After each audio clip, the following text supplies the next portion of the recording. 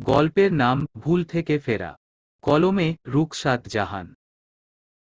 গায়ে হলুদের শাড়ি পরে রেল স্টেশনে দাঁড়িয়ে আছি। আমি বারবার মোবাইলের দিকে তাকাচ্ছি আর আশেপাশের মানুষজন বারবার আমার দিকে তাকাচ্ছে। অবশ্য তাকানোটাই স্বাভাবিক, আমাকে দেখে বোঝার কথা আমি গায়ে হলুদের কনে। গায়ে কাঁচা ফুলের গয়না, লাল পেরে হলুদ তাঁতের শাড়ি আর হাত ভর্তি করে রেশমি কাচের চুড়ি। পার্লারের মেয়েটা বলেছিল আমাকে এই স্নিগ্ধ সাজে ভীষণ সুন্দর লাগছে। আমার কাজিন আর ছোট বোন বোধ হয় আমাকে খুঁজে না পেয়ে এতক্ষণে বাড়িতে জানিয়ে দিয়েছে। আমাদের এলাকায় ছেলে আর মেয়ের হলুদ সাধারণত একই দিনে হয়। দুপুরে ছেলের হয়েছে, রাতে আমার হওয়ার কথা ছিল। বললাম কারণ আমি হলুদের শাড়ি পরে পার্লার থেকে পালিয়েছি। জানি না বাড়ি থেকে এতক্ষণে খোঁজ শুরু হয়ে গিয়েছে কিনা। মোবাইলের সিমটা খুলে অন্য একটা সিম ভরে নিয়েছি। এই নাম্বারটা শুধু আবির জানে। আবির আমার ভালোবাসার মানুষ। আমি নিজের জেলায় পড়ার সুযোগ পেলেও আবির পায়নি, ওর বাড়ি অন্য জেলায়। আমি মহিলা কলেজে অনার্স ফার্স্ট ইয়ারে পড়ছি আর আবিরের অনার্স শেষ, মাস্টার্স করছে এখন। আবিরের সাথে আমার পরিচয় আমার জানের বান্ধবী হেলেনার ভাই মিরন ভাইয়ের মাধ্যমে। মিরন ভাইয়ের গার্লফ্রেন্ডও আমাদের সাথে পড়ে। মিরন ভাই আবিরকে নিয়ে আমাদের কলেজে আসতো, গার্লফ্রেন্ডের পাশাপাশি আমাদেরও ফুচকা চটপটি খাওয়াতো। শুরুতে আবির প্রতিদিন আসতো না, কিন্তু একসময় নিয়মিত আসা শুরু করল। একদিন হেলেনা বলল আবির মিরন ভাইকে জানিয়েছে ও নাকি আমাকে পছন্দ করে। আমিও না করতে পারিনি। সময়ের সাথে যে আমিও দুর্বল হয়ে পড়েছিলাম। আজ আমাদের পালিয়ে যেতে যে দুজন সবচেয়ে বেশি সাহায্য করছে তারা হলো মিরন ভাই আর হেলেনা। এই দুজনের কথা সারা জীবনেও ভুলব না। আমার আপন ভাইও বোধ হয় এতটা করত না। আয়েশা, তুমি হেলেনার সাথে বাথরুমের দিকে যাও। শাড়ি পাল্টে সালোয়ার কামিজ আর বোরখা পরতে হবে। এমনে গেলে সবাই সন্দেহ করবে। সবাই বারবার ফিরে ফিরে দেখছে তোমাকে। মিরন ভাই, আমি সাথে করে কিছু নিয়ে আসিনি। শুধু কাঁধের এই ব্যাগ ছাড়া। আয়েশা, তুমি টাকা পয়সা কিছু না নিয়ে চলে আসছো। আবির হঠাৎ ধমকে ওঠে। আবির, তুমি এভাবে ধমকাচ্ছ কেন? আনছি তো যা পারছি। টাকা আর গয়না আনতে কি বড় ব্যাগ লাগে? বড় ব্যাগ নিয়ে বের হলে সবাই বুঝে ফেলবে না? আরে এই আবির, টেনশনে তোর মাথা খারাপ হয়েছে। মাফ চা আয়েশার কাছে। আর আয়েশা ও টেনশনে এভাবে বলেছে। মাফ করে দাও। জামা বোরখা আমরাই এনেছি, তুমি খালি পাল্টে নাও। আবির সাথে সাথে কান ধরে মাফ চায়। এই ছেলেটা এমনই, আমাকে একটুও রাগ করে থাকতে দেয় না। আমি ফিক করে হেসে দিলাম। এই তো মিয়া বিবি মিটমাট। মিরন ভাই আর হেলেনাও হাসে। মিরন ভাই, আমরা বিয়ে করব না। অবশ্যই করবা, আবিরের বাড়িতে গেলেই করবা। আরে আন্টি তো জনম দুঃখী মানুষ। নিজের বিয়েতে সুখ পান নাই। আবিরের বিয়ে তাই নিজের সামনে দিতে চান, মন ভরে তোমাদের দোয়া করবেন আন্টি।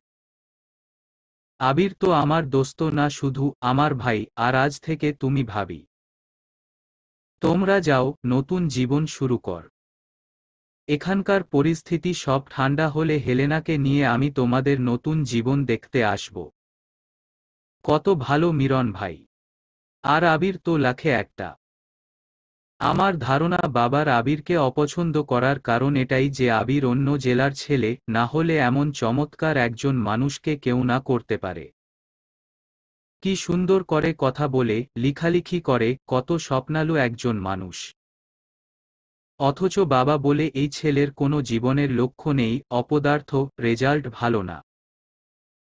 চোখ দেখে নাকি মনে হয় নেশা করে। আর বাবা নাকি খোঁজ নিয়ে জেনেছে আবিরের পরিবারও ভালো না। আমি ঠিক বুঝেছি, মাত্র একদিনের পরিচয় কেন এমন বলল বাবা। আসল কথা হচ্ছে বাবা তার নিজের পছন্দের ছেলের সাথেই আমার বিয়ে দিবে। আমি লেখাপড়ায় বেশি ভালো না, তার উপর আমার উরু উরু মন আর চলাফেরায় বাবা মায়ের হয়তো সন্দেহ হয়েছে, তাই হঠাৎ বাবা আমার বিয়ে দিতে অস্থির হয়ে গেল। বাবার বন্ধু সোলাইমান চাচার ছেলে হাবিব সাহেব, শুনেছি ব্যাংকের জুনিয়র অফিসার। এ আর এমন কি, আবির একবার মাস্টার্স পাশ করুক, তখন এর চেয়ে বড় অফিসার হয়ে দেখাবে, সে বিশ্বাস আমার আছে। কিন্তু হাবিব সাহেবের সাথে বাবা আমার বিয়ের তোড়জোড় শুরু করাতে বাধ্য হয়ে আবিরের কথা বাবাকে জানাতে হয়। শুরুতে বাবা এক কথায় নাকচ করে দেয়, কিন্তু আমার কান্নাকাটি আর অনুরোধে হয়তো আমাকে বুঝো দেওয়ার জন্য এক সপ্তাহ পর বাবা আবিরের সাথে দেখা করতে রাজি হয়। দেখা ঠিকই করেছে, কিন্তু একটা বাহানা দিয়ে মানা করে, বিয়ে সেই সোলাইমান চাচার ছেলের সাথেই ঠিক করেছে। আবির আমাকে বলেছে ও রাত জেগে চাকুরির জন্য পড়ালেখা করে। রাত জেগে পড়লে চোখের নিচে ডার্ক সার্কেল তো হবেই। তাছাড়া চোখ লাল মানেই নেশা করে। ন্যাচারালিও অনেকের চোখ লাল হয়। হ্যাঁ, টুকটাক সিগারেট খায়, তবে সেটাও বিয়ের পর ছেড়ে দিবে বলেছে। আয়েশা, তুই দিন দুনিয়ার কোন খবর রাখিস না? পেপার পত্রিকা কিছু পড়লে বুঝতি দুনিয়া এত সহজ না। আবিরের মা 2 বিয়ে করেছে, একটাও টিকেনি, বাবা থেকেও নেই।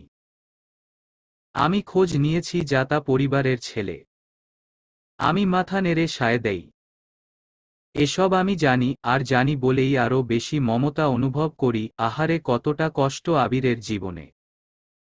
আমি ওর সব কষ্ট দূর করে দেব, আর বিনিময়ে ও আমাকে অনেক অনেক ভালোবাসবে। তুই দেখিস হাবিবের সাথে কত ভালো থাকবি। তোর পড়ালেখাতেও কোন বাধা আসবে না। বাবা খুব বুঝিয়েছিলেন আবির প্রেমিক হিসেবে ভালো হতে পারে, কিন্তু স্বামী রূপে দুর্বল মানুষ নাকি ভালো হবে না। কলেজের সামনে ঘন্টার পর ঘন্টা যে ছেলে দাঁড়িয়ে থাকে, সারাক্ষণ মেয়ের পিছনে ডিউটি করে, সেসব ছেলেরা ফটকা হয়। আমার পাশে কখনো আবির ভালো স্বামী রূপে দাঁড়াতে পারবে না। আরও কত কত লেকচার। আমি চুপচাপ সব শুনেছি, মাথা নেড়ে মেনে নিয়েছি। আবির আমাকে বলেছে আমি বাড়িতে ঝগড়া করলে আমারই ক্ষতি, আমাকে বন্দি করে ফেলবে। এর চেয়ে এমন ভাব করতে হবে যেন আমি সব মেনে নিয়েছি। আর সুযোগ পেলেই টাকা পয়সা যতটা সম্ভব নিয়ে পালিয়ে আসতে। কেননা নতুন জীবন শুরু করতে টাকা লাগবে।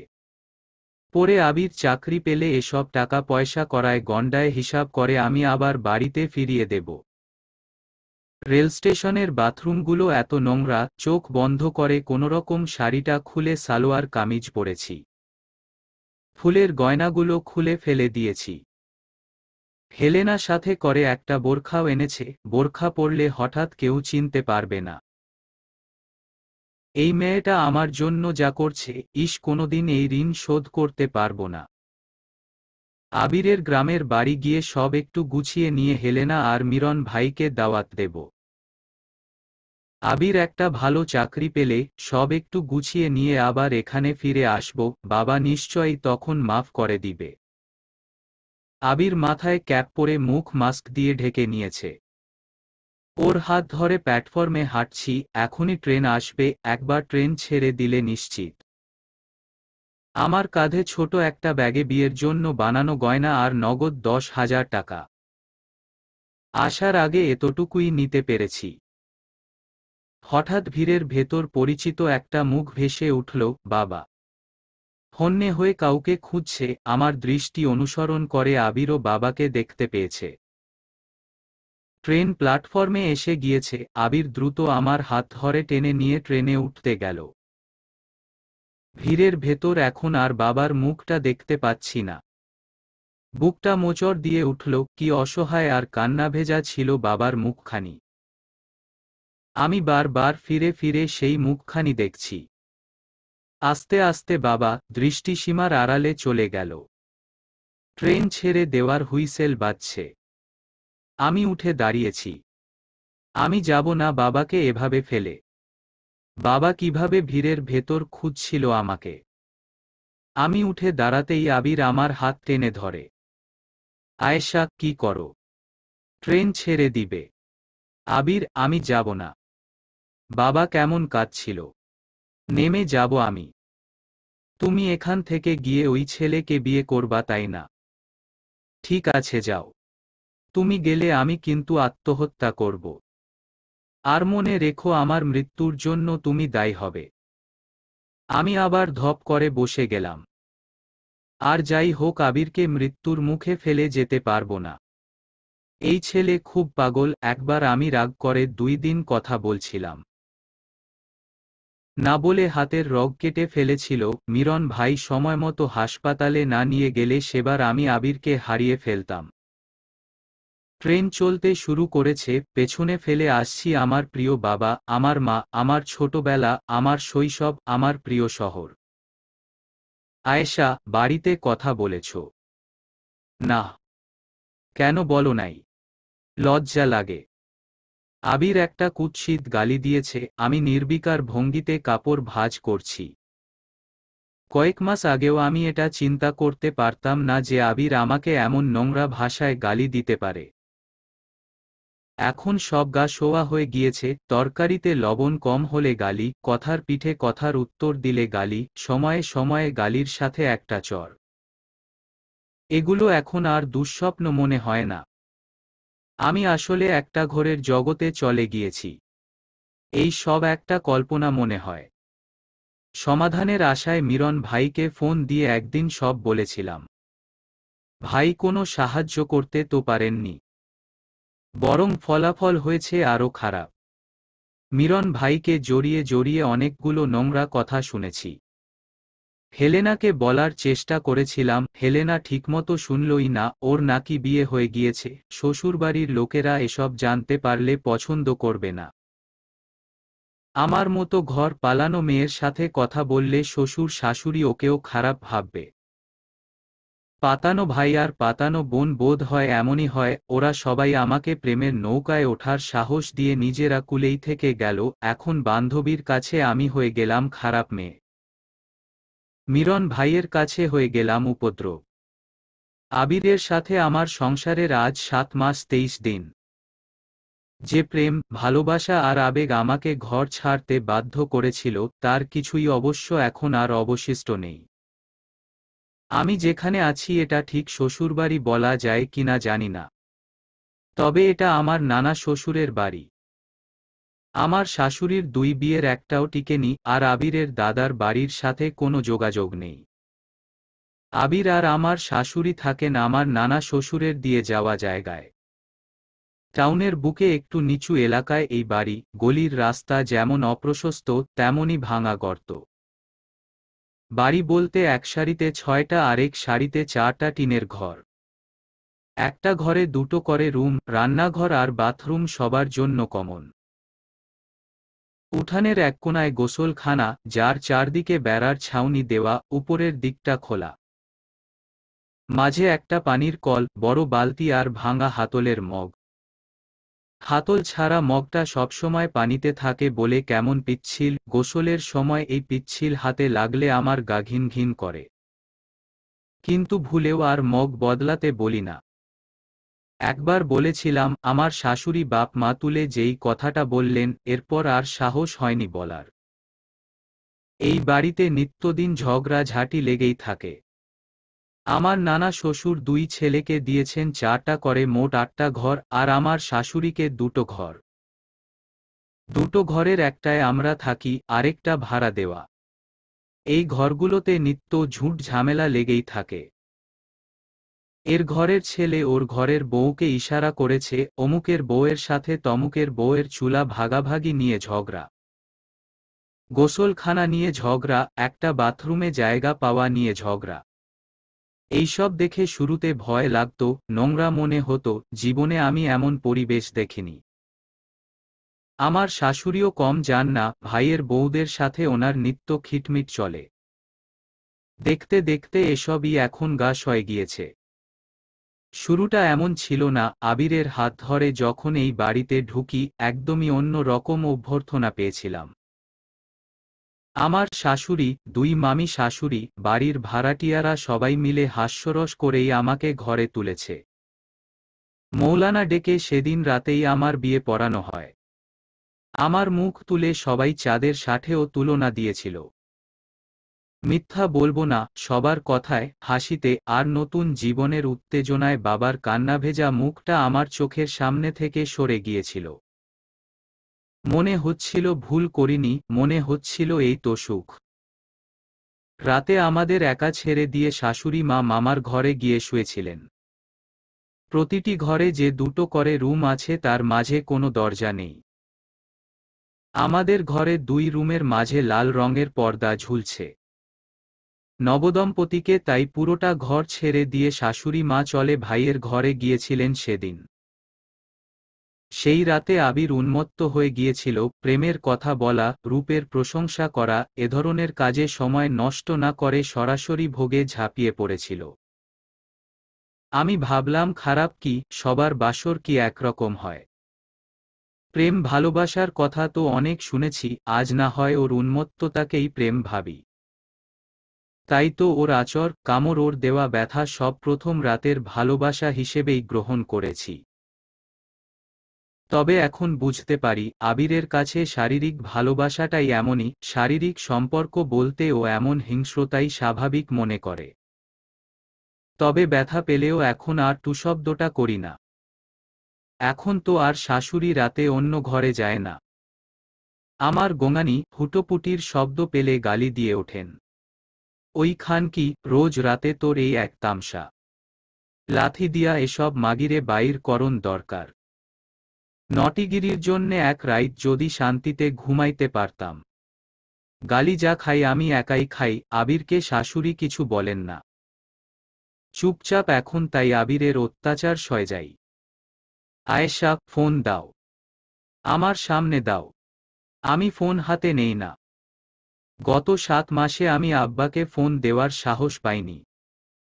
শুরুতে বিয়ের 2 দিন পর দিয়েছিলাম, আব্বাকে বলেছিলাম ভালো আছি, ভীষণ ভালো আছে। আমার শ্বশুরবাড়ি গরিব হতে পারে, কিন্তু তারা আমায় মাথায় করে রেখেছে। আয়েশা, তুমি যদি ভালো থাকো তাহলে আমাকে আর কোনোদিন ফোন দিও না।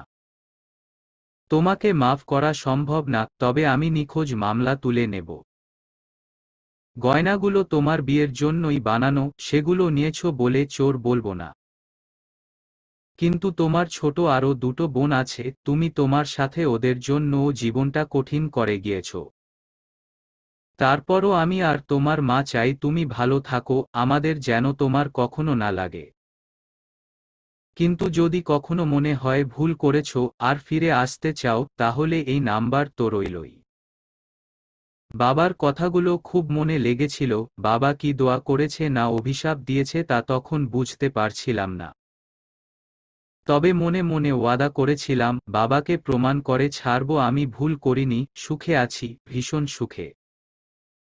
তাই তো এখন যখন আবির ব্যবসা করবে বলে বাড়ি থেকে টাকা চাওয়ার চাপ দেয়, আমি ফোন দিতে পারি না, আমার যে খুব লজ্জা লাগে। আবির চুলের মুঠি চেপে ধরে, ব্যথায় ককিয়ে উঠি। ফোন দিবি কি না বল। ফোন দে মাগি, এমনে এমনে তোর মতো নটি বিয়ে করছি। ভাবছি বাপের টাকা পয়সা কিছু আনবি, আনছস মাত্র 10,000 আর কয়েক ভরি গয়না। এর চেয়ে বেশি তো রিকশাওয়ালারা দেয় মেয়ের বিয়েতে। আবির, তুমি এমন কিছু তো আগে বলো নাই। বলেছ চাকরি করবা, অথচ মাস্টার্স শেষ করে ঘরে বসে আছো। সিগারেটে কি কি মিশিয়ে খাও? বাবা ঠিকই বলতো, এই জন্য তোমার চোখ লাল হয়ে থাকে। ওই আবির, তোর কি পায়ে পচন ধরছে? 2টা লাথি দিতে পারছো না। মুখে মুখে কথা কয়। আবার তোরে কয় তুই নেশা করছো। খুব না কইছিলি, বড় ঘরের মায়া, একবার ভাগাইয়া আনলে শ্বশুর ঠিক মাইন্না লইব, তোরে বসাই খাওয়াইব।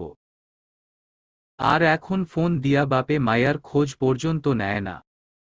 এই তোর বড় ঘরের নমুনা। আম্মা এমন ভুল করছে, তবে আজ ওর একদিন কি আমার একদিন। মায়ের খাইলে ভূতও ভালো হয়ে যায়, আরও তো মানুষ, বাপ বাপ করে টাকা চাইবে। আজ আবিরের মারটা অনেক বেশিই হয়েছে। খুঁড়িয়ে খুঁড়িয়ে হাঁটছি আমি। আবির 2 লাখ টাকা চায়, সে নাকি ব্যবসা শুরু করবে। আমি বাবাকে ফোন করে ওর জন্য টাকা এনে দিতে বলে। আবার আমাকে ছাড়তেও চায় না, ভাবে বাড়িতে গেলে যদি আর ফিরে না আসি। তবে আমি এখন বুঝতে পারছি, যে জীবনের শুরু আমি করেছি সেই জীবনের শুরু আছে, শেষ নেই। শেষ করতে হলে হয় আমাকে বের হতে হবে, না হয় এখানেই মার খেয়ে শেষ হতে হবে। আমার শাশুড়িও আবিরকে সাপোর্ট করেন। তিনি নিজে বাবার বাড়িতে আছেন। ওনার মতে আমারও বাবার বাড়ি থেকে সম্পদ নিয়ে আসা দরকার। টাকা পেয়ে আবির ব্যবসা দাঁড় করালে নাকি আমারই লাভ। যদিও আমি জানি এই টাকা বসে বসে খেয়ে আবির উড়াবে, শেষ হলে আবারও চাইবে। দুপুরে ভরপেট খেয়ে আবির কিছুক্ষণ নাক ডেকে ঘুমিয়েছে। এখন বিকেলবেলা তাস খেলতে বের হবে, আর শাশুড়িমা পাড়া বেড়াতে গিয়েছেন। আবির যখন ঘুমিয়েছিল ওর পকেট থেকে 100 টাকা বের করেছি। এর বেশি আর বের করার সাহস হয়নি আমার। ঘর ছেড়ে পালানোর সময় পরা বোরকাটা ট্যাঙ্কের ভেতর থেকে বের করেছি। অনেক দিন পরা হয় না, তাই ঝেড়ে নিয়েছি। একটু ব্যবসা গন্ধ আছে, কিন্তু তা নিয়ে মাথা ঘামালাম না। বোরখা পরে চুপি চুপি বের হয়ে গেলাম। বাবা বলেছিল, কখনো যদি মনে হয় ভুল করেছি তাহলে নাম্বার তো আছেই। রেল স্টেশনে গিয়ে বাবাকে ফোন দেব। আমি ফিরে আসতে চাইলে, আবার নতুন করে শুরু করতে চাইলে বাবা নিশ্চয়ই না করবে না। সমাপ্ত। শ্রোতা বন্ধুরা, আজকের এই গল্পটি শুনে কেমন লাগলো অবশ্যই কমেন্ট করে জানাতে ভুলবেন না। আর নতুন নতুন গল্প পেতে আমাদের সাথেই থাকুন। ধন্যবাদ।